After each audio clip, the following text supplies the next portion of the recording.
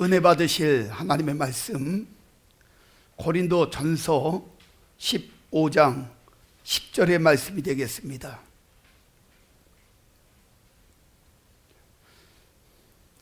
우리 한 목소리로 다 같이 함께 봉독합니다. 그러나 나의 나된 것은 하나님의 은혜로 된 것이니 내게 주신 그의 은혜가 헛되지 아니하여 내가 모든 사도보다 더 많이 수고하였으나 내가 아니요 오직 나와 함께 하신 하나님의 은혜로다.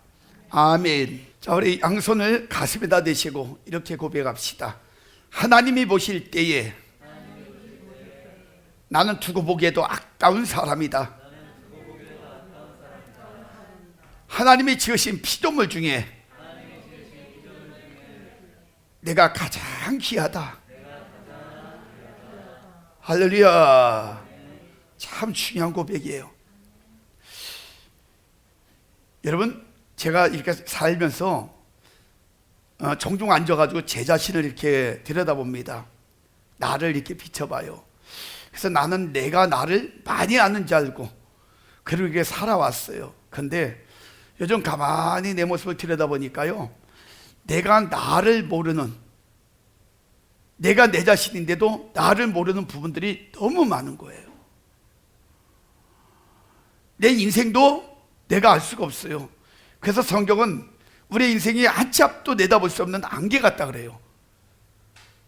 언제 어떻게 되는지 아무도 몰라. 한 치 앞도 내다볼 수 없는 안개 같은 거예요. 그런데 우리는 우리 자신을 잘 아는 것처럼 착각을 하고 살아가요. 여러분, 우리가 우리 자신을 어느 정도로 모르는지 아세요?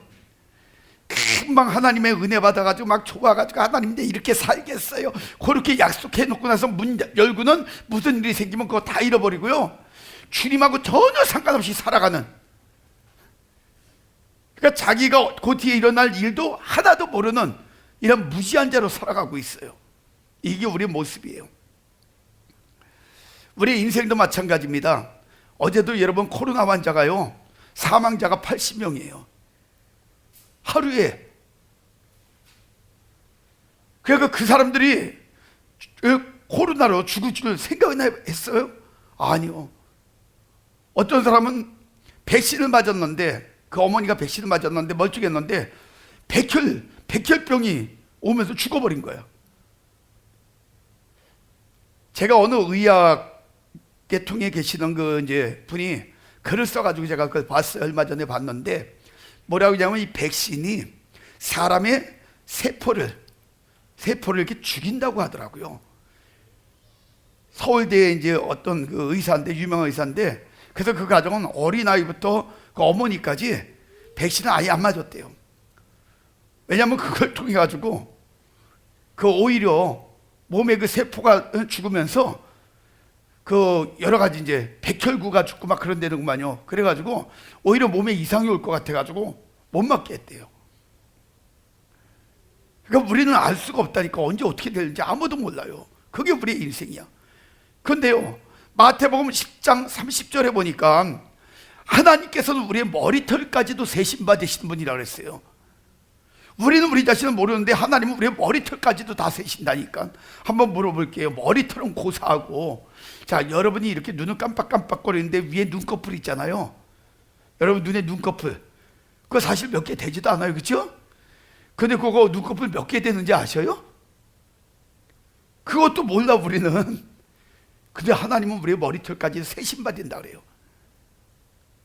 그래서 하나님께서 우리에게 뭐라 하냐, 그렇게 모든 걸 알고 계신 하나님께서, 하나님 보실 때 우리를 보기에, 두고 보기에도 아까운 존재로 보신다는 거예요. 그래서 오늘도 생명을 연장시켜 주시고 기회 주시는 그 하나님의 은혜가 있다는 거예요. 그래서 우리는 그 은혜를 생각하면서 이제 하나님 보실 때 더 보기에도 귀한 생각하시고 사시고요, 하나님 보실 때 두고 보기에도 아까운 마음을 먹고 사시고, 하나님 보실 때 두고 보기에도 아까운 그런 말을 하고 또 행동을 하고 사시는 저와 여러분 되시기를 주의 이름으로 축원합니다. 한 노예상이 있습니다. 그에게 있어서 최고의 목표가 뭔지 아세요? 비싼 값에 노예를 팔아가지고 돈을 많이 버는 거예요. 그에게 동정이나 사랑이라는 그 단어는요, 사치스러운 감정에 불과했어요.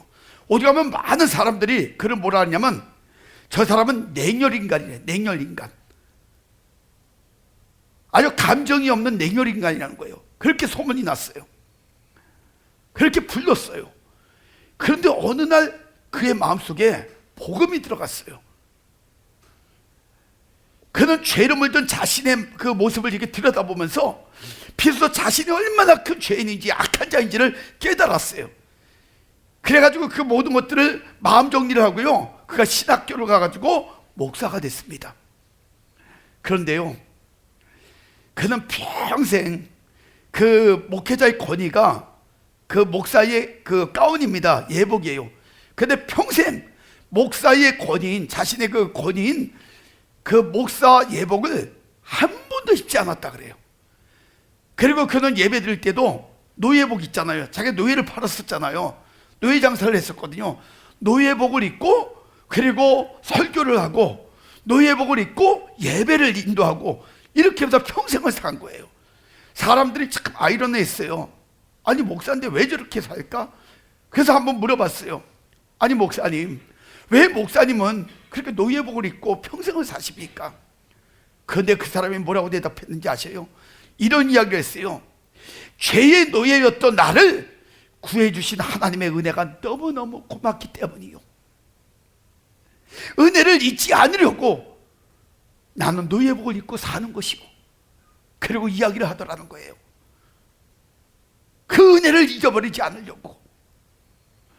이 사람이 바로 그 유명한 존 뉴턴, 전 세계 그리스도인들이 가장 많이 부르는 찬송 405장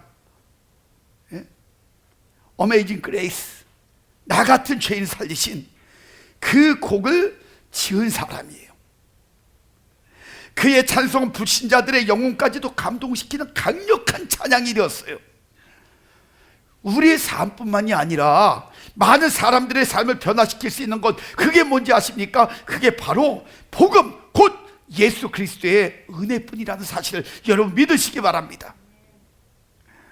오늘 본문의 고백이 바로 그겁니다. 이 고백을 한 사도 바울, 이 사람은 은혜가 영적 삶을 살아가는 우리에게 얼마나 중요한지, 얼마나 위대한지 이걸 직접적으로 자신이 경험하고요, 그리고 고백하고 있는 거예요. 나의 나된 것은 하나님의 은혜로다. 본문에 나오는 사도 바울, 이 사람이 본 이름은요 사울이었습니다. 사울. 길리기아 다소에서 태어났어요.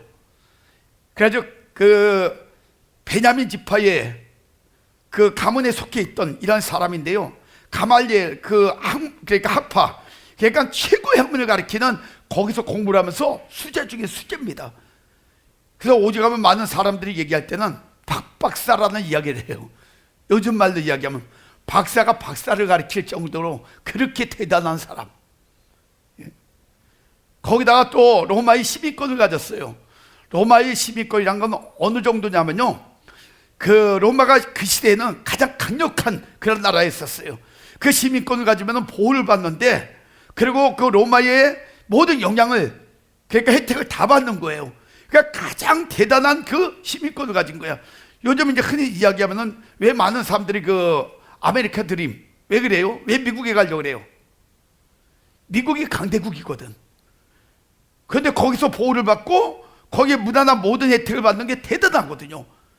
그러니까 옛날에는 그 미국 가는 것이 꿈이었어요. 사람들이 거기 가지고 미국 시민권 얻는 것이 꿈이었단 말이에요. 똑같은 거예요. 미국 시민권을 얻은 것처럼 로마의 시민권이 그렇게 강대국에 강력한 그런 어떤 효력이 있는 그런 시민권이거든요. 이걸 가지고 있었어요. 근데 이 사도 바울은요, 기독교인이 아니라 유대교인이었었어요. 그래서 유대교에 완전히 들어가서 맹종자, 한마디로 얘기하면, 가지고 유대교를 지나치게 믿었어요. 그래서 유대교에서 원하는 게 뭐냐면 기독교를 굉장히 싫어했어요. 예수님이 이 땅에 오셔서 하시는 일들을 싫어했단 말이에요. 그래서 기독교를 핍박을 했는데, 이 바울이 그 교회에 가가지고 교회를 막 다 무너뜨리고 파괴시키고 앞장서서 했던 사람이 바울이에요. 옛날에 사울이었을 때. 그리고 예수 믿는 사람들을 막 잡아 죽이는데 앞장섰던 사람, 그리고 예수 믿는 사람을 잡아가지고 가두는데도 앞장섰던 사람, 그런 사람이 그 예수님을 믿는다는 그것 때문에 막 핍박을 하고 그럴 때, 그래서 이 환난을 피해가지고 도망가는 예수 믿는 사람들이 있다고 그래가지고요, 그 사람들을 잡으러 쫓아가는데, 어디로 쫓아갔냐면은 가다 보니까 다메섹이라는 곳으로 갔는데, 다메섹 도상까지 쫓아갔는데 거기서 예수님을 만나는 체험이 있었어요. 엄청난 예수 믿는, 예수를 만난 체험을 통해 가지고 그가 거기서 기독교로 개종을 합니다. 그래서 완전히 그 종교를 바꿔버린 거예요. 그리고 나서는 그가요, 아시아하고 유럽에 복음을 전하는데, 그 복음을 전하는데 앞장서서 정말 크게 쓰임받는 축복자가 될 수 있었다는 거예요. 인생이 완전히 바뀌었죠. 스스로 고백해요. 자신은 옛날에 그 죄인 중에서도 괴수다, 아주 못된 존재였다고요. 나쁜 인간이었다고요.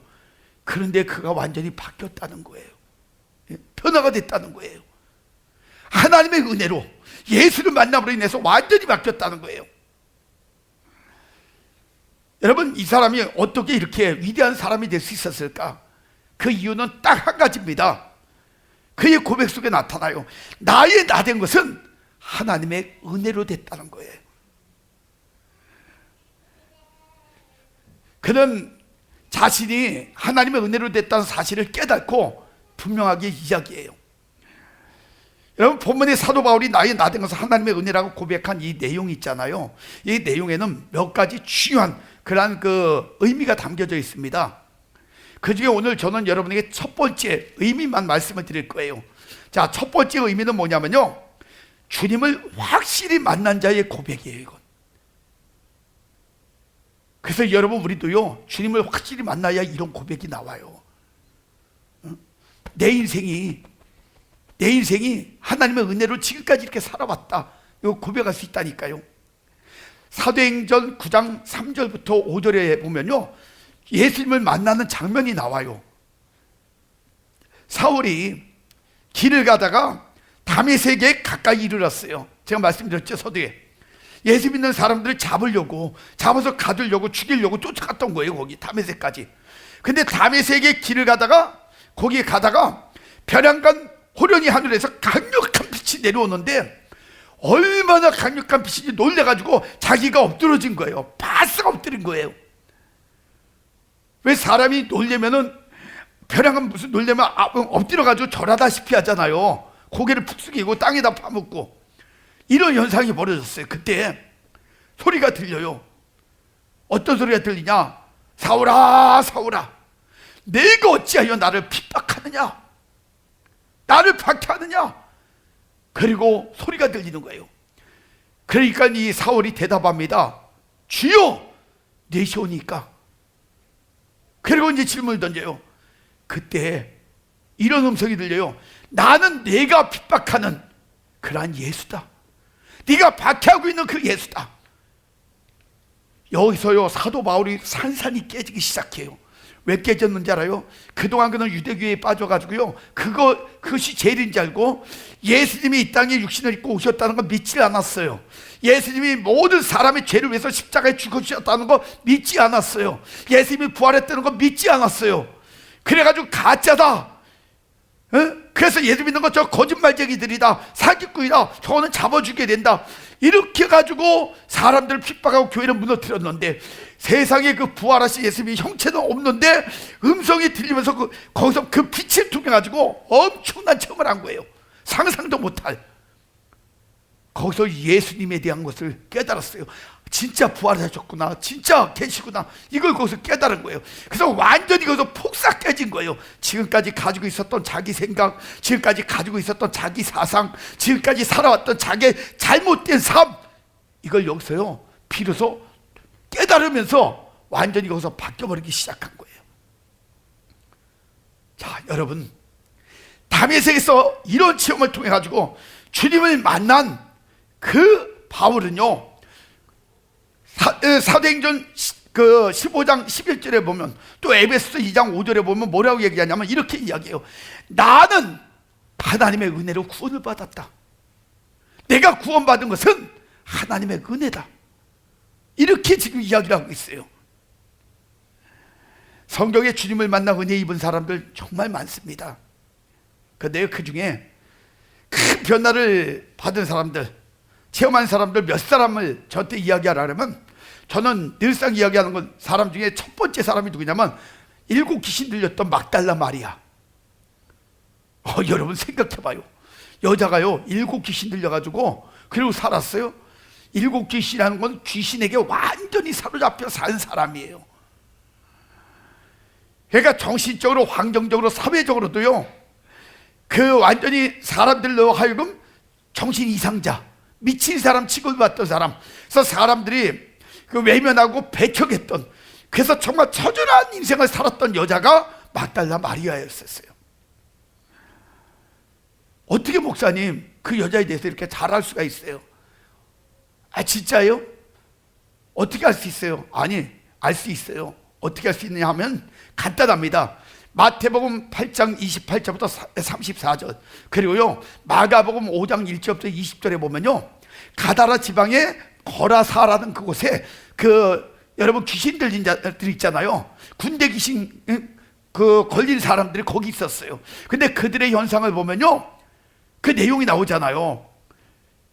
그들이 사람들을 피해가지고 그래가지고 무덤 사이를 돌아다니면서 제정신이 아니니까 옷을 홀레당 벗고 뻘거벗고 돌아다니기도 하고요, 개성을 지르기도 하고, 그리고 자기 제정신이 아니니까 막 돌로 자기 몸을 막 찧어가지고 피투성이가 되기도 하고요, 그리고 때로는 어떤 괴력이 나타나가지고 자기도 모르는 심이에요.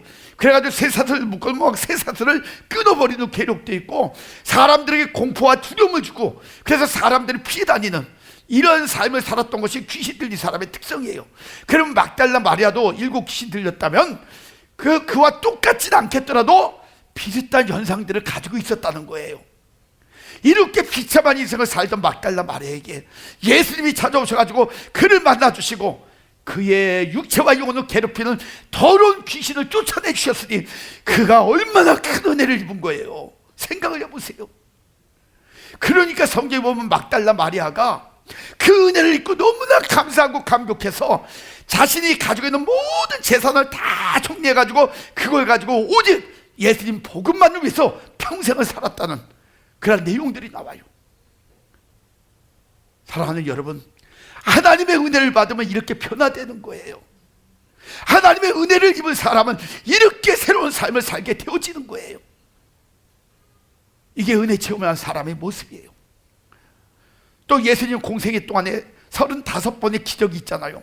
그 가운데 치료받은 사람, 가정의 문제 해결받은 사람, 그리고 자녀가 죽었음에도 불구하고 또 살아나는 기적을 체험한 사람, 모든 문제를 해결받고요, 그리고 변화받은 그 수많은 영적 체험을 했던 사람들 보세요.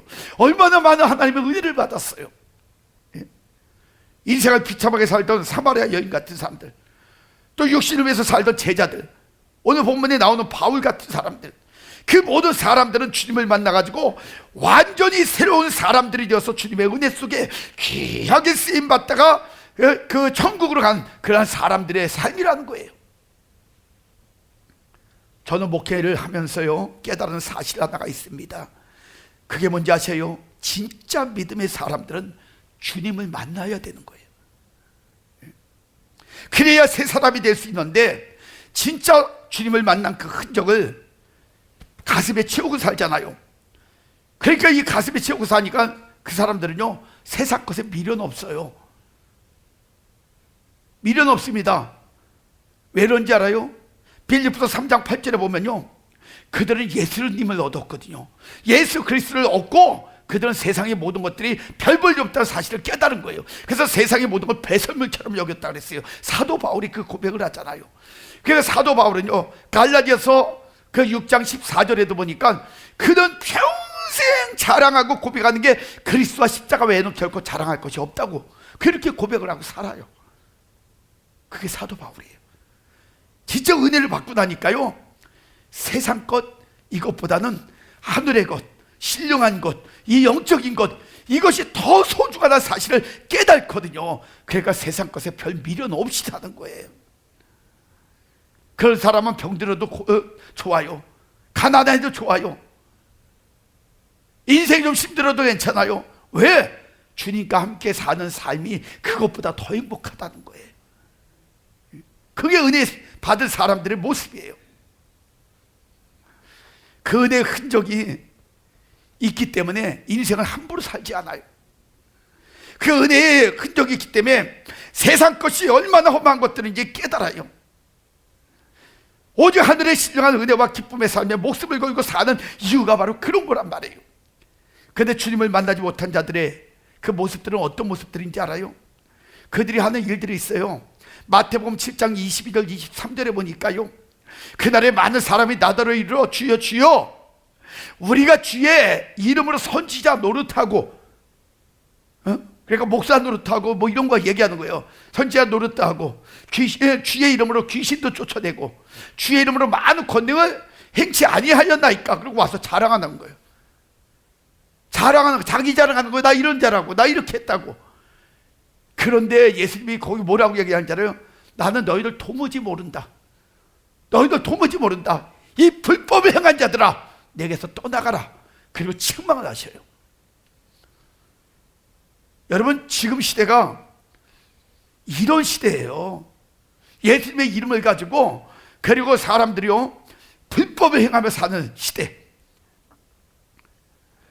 그래서 여러분 지금도요 예수님의 이름 가지고 하나님의 법이 아니라 하나님 원치 않은 건데도 막 계속 그 일을 통해 가지고 막 여러 가지 일들을 하잖아요. 그래가지고 거기서 명예 권세 부귀 얻어가지고 자기 욕심 채우고 자기 만족 채우고 그래가지고 성도들 이용해가지고 막 그냥 물질이나 막 해가지고 부유하게 살려고 하고, 이런 인생을 사는 인생들이 얼마나 많은지 몰라요. 그런 자들을 이야기하는 거예요. 불법을 행한 자들아, 난 너희들 모른다. 떠나가라. 그래서 가짜가 세상도 교회도 기독교도 다 망치고 무너뜨리는 거예요 지금. 그런데 진짜는 반대로요, 진짜는 세상을 변화시킵니다. 교회도 바로 세웁니다. 그리고 영혼을 살리는 줄 믿으시기 바랍니다. 이게 진짜예요. 지금 한국 기독교가 무너지고 있는 가장 큰 요인이 뭔지 아십니까? 인간의 욕심이에요. 이런 가짜 같은 삶을 살고 있기 때문에 기독교가 자꾸 무너지는 거예요. 욕을 먹고 사는 겁니다. 창세기 3장에 보면 하와에게 썼던 사단의 방법이 있어요. 근데 그 사단의 방법이 지금도 이 시대에 그대로 통해요.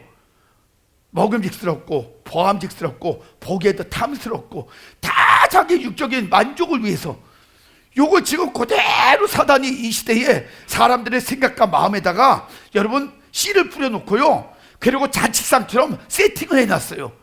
거기에 사람들이 그게 좋아가지고 그 보암직스러우니까 거기에 뛰어들어가지고 자기의 욕심에 죄의 독버섯을 지금 먹고 사는 거예요. 그러니까 그걸 먹고 사니까 죽겠어요 살겠어요? 죽어요. 무너집니다. 자꾸 지금 산산이 깨지고 있는 거예요. 이걸 깨닫지 못하고 사는 게 지금 현실의 모습이에요. 그러므로 하나님의 은혜가 없으면 설 자가 없고요, 하나님의 은혜가 없으면 영적인 일을 할 수가 없는 거예요. 여러분, 하나님의 은혜로 사시길 주의 이름으로 축원합니다.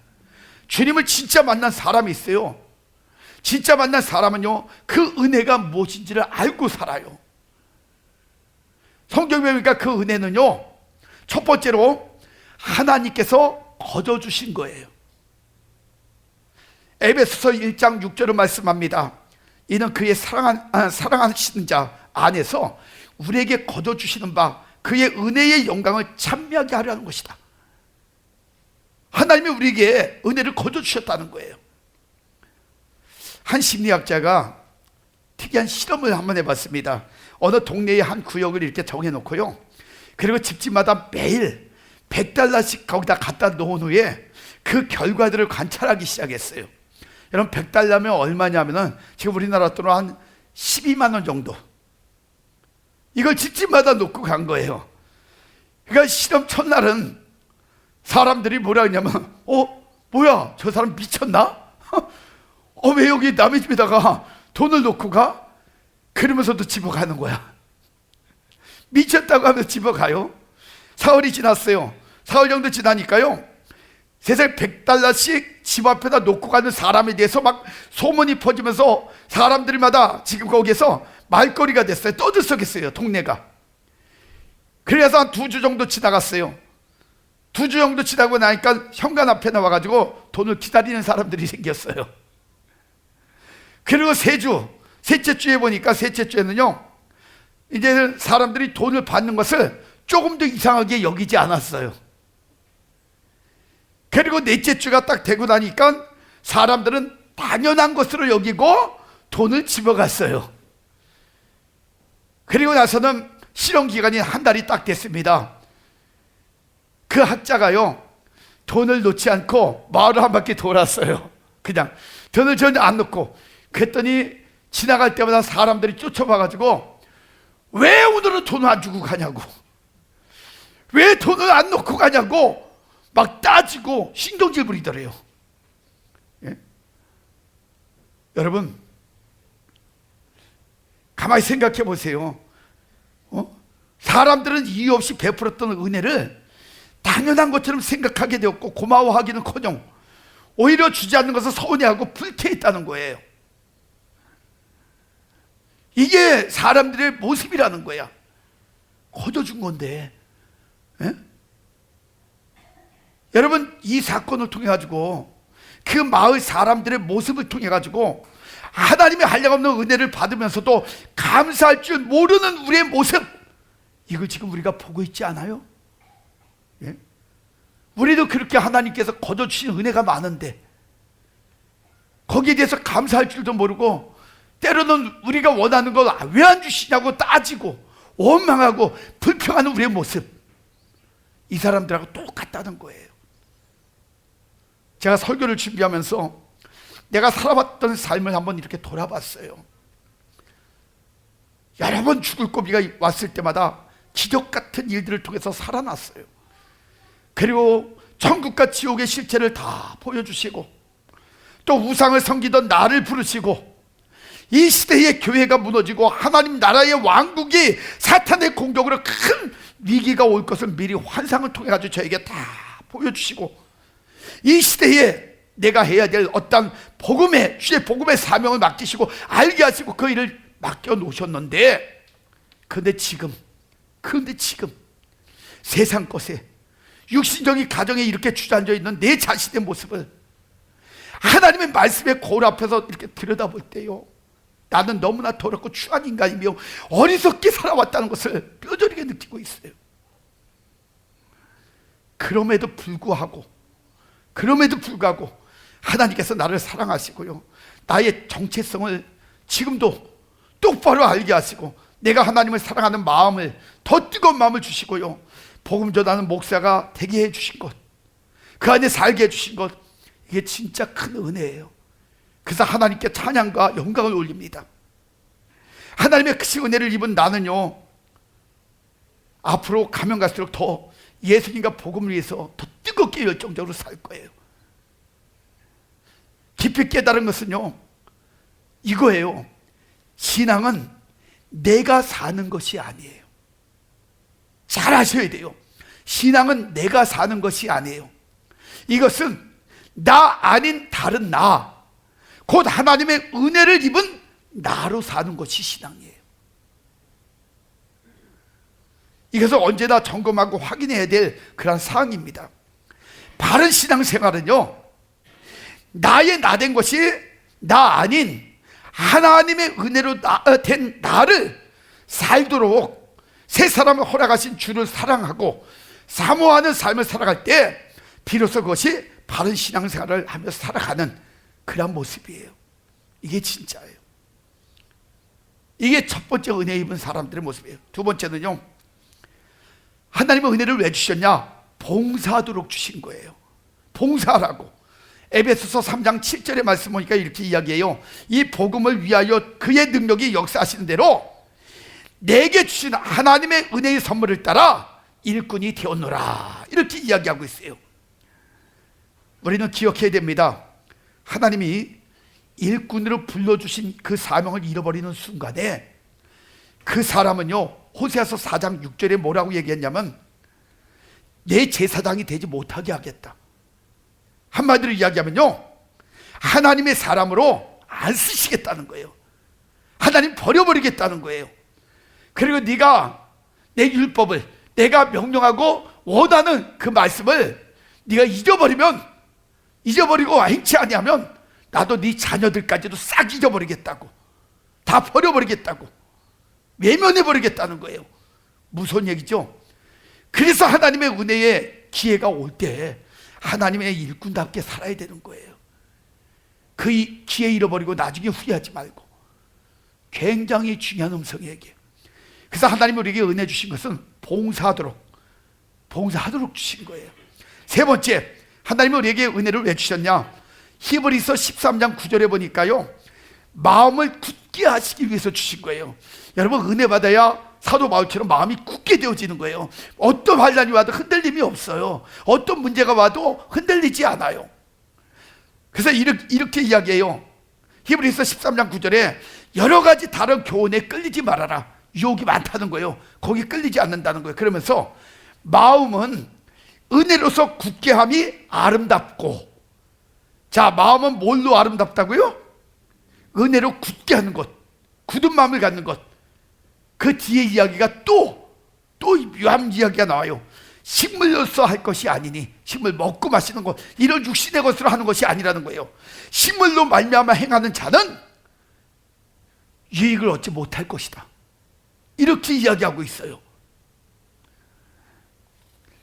제가요, 어제 어떤 글을 보다가 감동이 온 글을 봤어요.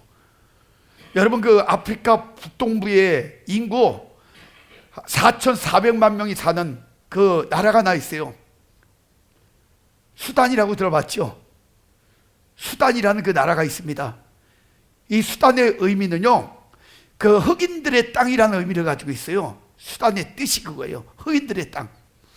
거기 종교는 수니파 이슬람교가 거기 종교예요. 그러니까 이슬람교가 한 70%, 거기 국민의 70%가 이슬람교의 그 교도들이에요. 거기는 인구가요, 흑인이 54%, 그리고 아랍인이 39%, 그 나머지는 이제 잡종인이라는 거죠. 그렇게 구성이 되어 있다고 합니다. 그 나라의 인구가. 근데 얼마 전에 그 수단에서요, 갓난 아기를 품은 한 여인이 재판을 받았어요. 그 내용이 글로 올라온 거예요. 재판을 받았는데 왜 재판을 받았냐? 거기에 전통은요, 이슬람교잖아요. 근데 이 전통을 버리고 기독교로 개종했다는 이유로, 그래가지고 그 제목으로 재판을 받았는데 판사가요, 어떤 결론을 내렸는지 알아요? 태형 100대. 그러니까 엎드려 뻗쳐 거기 매달아 놓고 빠따를 100대를 치고요, 그리고 교수형, 못 매달아 죽는 교수형을 판결로 내린 거예요. 그러면 뭐라고 이야기했냐? 판사가 선고 뒤에 이런 제안을 했어요. 네가 사흘 안에 기독교를 포기하고 다시 이슬람으로 개종하겠다고 맹세하면 모든 죄를 무죄로 만들어주겠다, 판결해주겠다, 이렇게 제안을 걸었어요. 그때 여인이 뭐라고 얘기했는지 알아요? 제가 이 말에 감동을 받았어요. 여러분들은 이렇게 자유하잖아요. 신앙생활 마음대로 하잖아요. 조금만 어려우면 예배 안 드리려고 하잖아요. 조금만 문제 오면 도망가려고 그러잖아요. 예? 근데 이 여인은 지금 죽을 위기에 놓여 있어요. 그런데 뭐라고 얘기했는지 알아요? 이런 얘기를 했어요. 하나님의 은혜를 아는 진짜 신앙은 결코 변하지 않습니다. 하나님을 아는 진짜 신앙은 변하지 않는다는 거예요. 그러면서 그 뒤에 나는 진짜 그리스도인으로 죽겠습니다, 이렇게 고백을 했어요. 교수형 앞에서도 담대하게 신앙을 포기하지 않는 이 여인은 결국 차가운 감옥에 갓난 아이와 함께 들어가서 교수형을 기다리고 있었어요. 그런데 이것이 들었던 사람들에 의해서 퍼지면서 사회 이슈가 되고 여러분, 그 모든 나라의 국제사회에 이슈가 되어버렸어요. 그래서 국제사회에서 막 퍼지면서 그 수단 사법부 있잖아요. 사법부에 빗발치는 지탄이 쏟아지기 시작했어요. 그 종교하다 가지고 사람을 그런 식으로 죽인다고 그 지탄이 막 쏟아지니까요, 수단에서 견딜 수가 없어가지고 결국에는 교수형을 취소하고, 그리고 앞으로 개종의 이유로 죄를 묻지 않겠다는 그런 발표를 했어요. 여러분, 하나님의 은혜의 담대함을 갖고 사는 사람은 이런 승리와 축복의 삶을 누리게 된다는 사실을 믿으시기 바랍니다. 이것이 은혜 받은 사람들의 믿음의 마음이에요. 이런 마음을 갖고 살라고 은혜 주신 거예요. 그 다음에 마지막 네 번째는요, 왜 하나님의 은혜를 주셨냐면요, 착한 일을 넘치게 하려고 주신 것이 은혜예요. 착한 일을 넘치게 해라. 예수 믿는 사람들은요, 세상 사람들하고 달라야 됩니다. 착한 일을 넘치게 해야 돼요. 그래서 고린도후서 9장 8절의 말씀이에요. 하나님이 능히 모든 은혜를 너희에게 넘치게 하시다니, 이는 너희는 모든 일에 항상 모든 일이 넉넉하여 모든 착한 일을 넘치게 하게 하려 함이라, 이렇게 이야기하고 있어요. 은혜 주신 것, 착한 일을 넘치게 하게 하시기 위해서. 그런데요, 여기에 그 착한 일을 넘치게 하셨던 분이 대표가 있죠. 예수님이 대표예요. 사도행전 10장 38절에 보니까요, 나오잖아요. 하나님이 나사렛 예수에게 성령과 능력을 기름 부어주셨어요. 은혜 베풀어 주셨어요. 그러니까 예수님께서 하셨던 일이 뭐예요? 이 마을 저 마을 두루 다니면서 착한 일을 행하시고 마귀에게 눌린 모든 사람들을 고쳐주셨다 그랬어요. 은혜 받은 사람은 이렇게 사는 거야. 이게 은혜 받은 사람들의 증거예요. 제발 여러분 악하게 살지 마세요. 예? 나쁘게 살지 마세요. 제발 좀 착하게 사세요. 예수 믿는 사람답게. 아멘. 예?